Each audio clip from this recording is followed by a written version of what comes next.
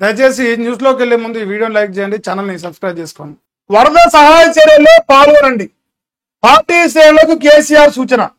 వరద ప్రభావిత ప్రాంతాల జిల్లా నేతలతో మాట్లాడిన బీఆర్ఎస్ అధినేత రాష్ట్రంలో కురుస్తున్న భారీ వర్షాల కారణంగా జనజీవనం అస్తవ్యస్తం కావడం పట్ల బీఆర్ఎస్ అధినేత కేసీఆర్ ఆందోళన వ్యక్తం చేశారు.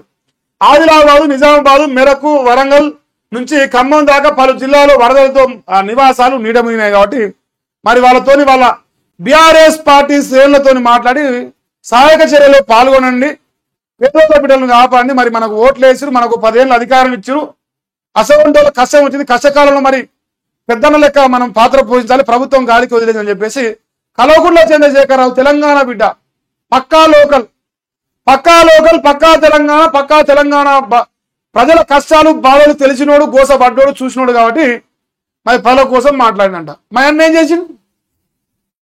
ఎలంపల్లి విడిపోయింది, ఎలంపల్లి మెరగాంది, మెడగడ్డ విడిపోయింది, కాళేశ్వరం లంగని, కేసీఆర్ దొంగ సచ్చినోడు పెళ్లికి పోయి సచ్చినోడు కాడ పెళ్లి డబ్బుకి వచ్చింది. సిగ్గన లేకపోయా కొంచెం అన్నా ఏం మాట్లాడాలి, ఏం మాట్లాడొద్దని సోయి ఉండొద్దానే ఒక ముఖ్యమంత్రి అంటోనికి. ఇంకేంది మేము ఉన్నాం అధైర్యపడకనని ఆయన. హెలికాప్టర్ పెళ్లిల కోసమేనా ప్రజల ప్రాణాలు కాపాడేందుకు వాడరా? సాయం అందక 2 చనిపోయారు, ప్రజల ప్రాణాలు ప్రభుత్వానికి పట్టరా?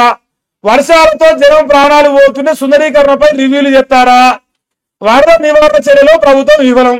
మెదక్ జిల్లా వరద ప్రభావిత ప్రాంతాల్లో హరీష్ రావు పర్యటించిండు. సారు హరీష్ రావు గారు ఒకటే ప్రశ్న అడుగుతాను, మీ మామకు నీకంటే తెలివి ఉంది, చదువుకురు, 80,000 పుస్తకాలు మీ మామ చదివిండు, నువ్వేమో కాళేశ్వరం కట్టినావు, కాళేశ్వరం రావాయిను.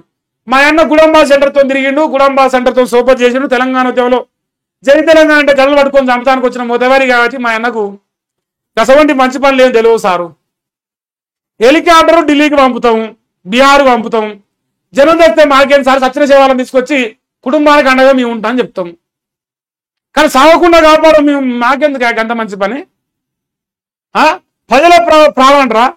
ఇంకో ఎమ్మెల్యేల ప్రాణాలు, ఎమ్మెల్యేల పిల్లల ప్రాణాలు, ఎమ్మెల్యేల భార్యల ప్రాణాలు, కాంగ్రెస్ ఎమ్మెల్యేలు, ఎంపీలు, ముఖ్యమంత్రులు వాళ్ళ కుటుంబమే కుటుంబం, వాళ్ళే ప్రాణాలు, మిగతా ప్రాణాలు కావు. తుచ్చం, ఇట్లా తుచ్చం. రాజ్యం పేరు ఏం పేరు? మందించారు రాజ్యం, గట్లుంటుంది వాళ్ళ లెక్క. ఇంకేంది? ప్రజలు అప్రమత్తంగా ఉండాలి, ఎలాంటి భయం అవసరం లేదు. భయం అవసరం లేదండి.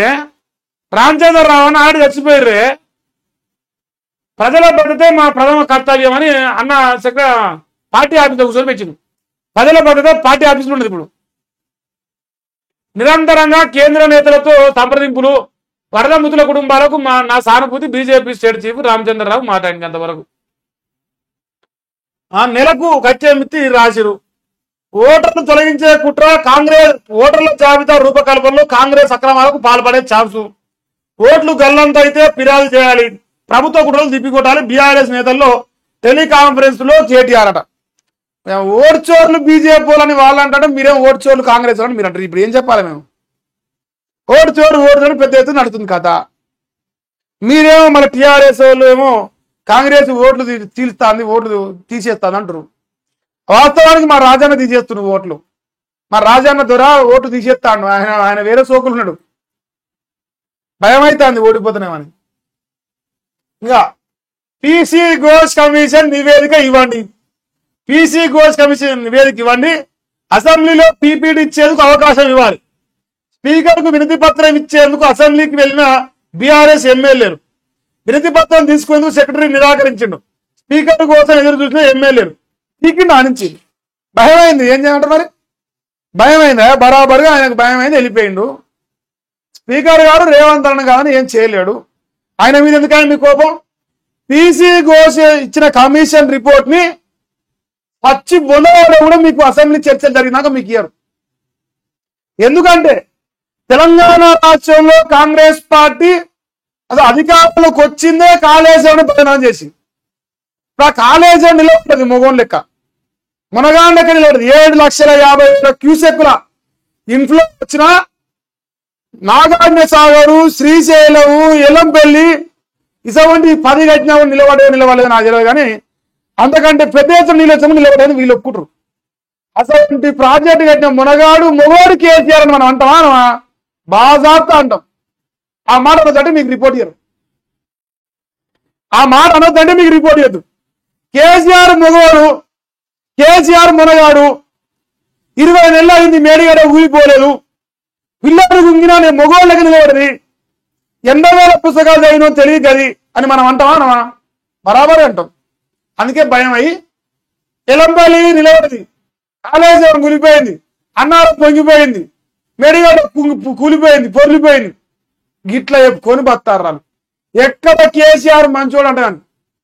ఇంకో మేడి పండు చూడు మేలిమై ఉండు, పొట్ట విప్పి చూడరా కాంగ్రెస్ నోట్ల పురుగులు ఉండరా అన్నట్టు నేను ఒక సామెత చెప్తా. యాపాకు తినగా తినగా తినగా తినగా తీయగా అవుతుందంట. రేవంత్ రెడ్డి పరిస్థితి కదే ఉంది. కాళేశ్వరం కూలిపోయింది, కాళేశ్వరం కూలిపోయింది, కాళేశ్వరం కూలిపోయింది అన్న కొద్ది కాళేశ్వరం మొగోడు కట్టిను, కాళేశ్వరం మునగాడు కట్టిను, కాళేశ్వరం మొగోళ్ళు నిలబడింది అని ఇప్పుడు రివర్స్ వినిపిస్తుంది లోకానికి. రివర్స్ తీయగా అయిపోయింది. తినగా తినగా మేము తీయగా ఉన్నట్టు ఇలా తీయగా వినిపిస్తుంది కాళేశ్వరం పేరెత్తే లోకానికి. అందువల్ల మీకు కమిషన్ రిపోర్ట్ మీ చేతిలో పెట్టరు, మీరు ఫిక్స్ అయిపోరు. రిపోర్ట్ ఇస్తే నోట్లో ఉంచుతారు కదా లోకం మరాల్ని. అందువల్ల మీకు రిపోర్ట్ చేతులకి ఇయ్యరు, ఫిక్స్ అయిపోరు. చర్చ పెట్టరు, ప్రజెంటేషన్ మీకు ఇయ్యరు. మీరు కాళేశ్వరం ప్రజెంటేషన్ ఇస్తే ఒక్కొక్కరు తడిపట్టు వేసుకొని మనకు ఇట్లా జర రాగరా ఇంకో ఇట్లా వేసుకుంటారు. జర రాగు మా సారు కేసీఆర్ సార్ నా వీడియో చూస్తాడు అలా ఒక మంచి ముచ్చట పట్టుకొస్తుంది. జర రాగరా ఒక సెకండ్ ఆగడు.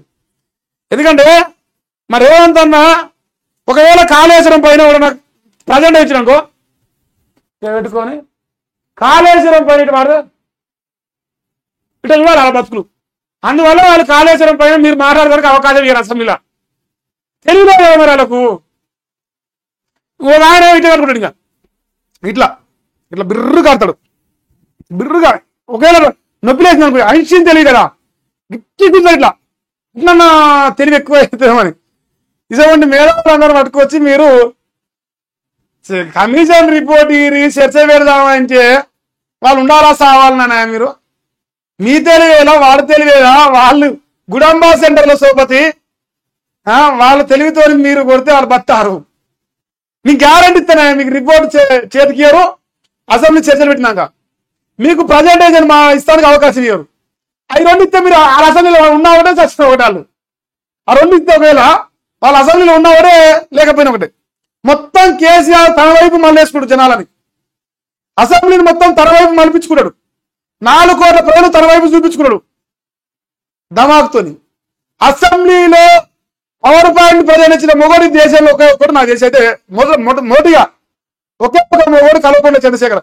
నా తెలివి వచ్చినాక అసెంబ్లీలో టీవీ పెట్టి చూపిస్తారనే తెలివి అసలు ఆలోచన చేస్తారనే అవకాశం చూపించింది ఈ దేశంలో. నేను చూడంగా నా కళతో చూసింది కేసీఆర్ని. 80,000 పుస్తకాలు చదివితే గట్టుంటది, గుడాంబా సెంటర్తో సోపతి చేస్తే గిట్టుంటది. ఏమినా ఆయన మీకు ఇస్తారా అని ఏం మనిషివా నువ్వు? మీకేడిస్తారు గదంతా గమ్మ చెప్తావు. ఏంది 17 మంది దుర్మార్గం అంట మహారాష్ట్రలో కుప్పగున్న 4 అంతస్తుల భవనం అట. మా దగ్గర 17 కాదు 1700 వచ్చినా కూడా పట్టించుకోరు. ఇగో ఇప్పుడు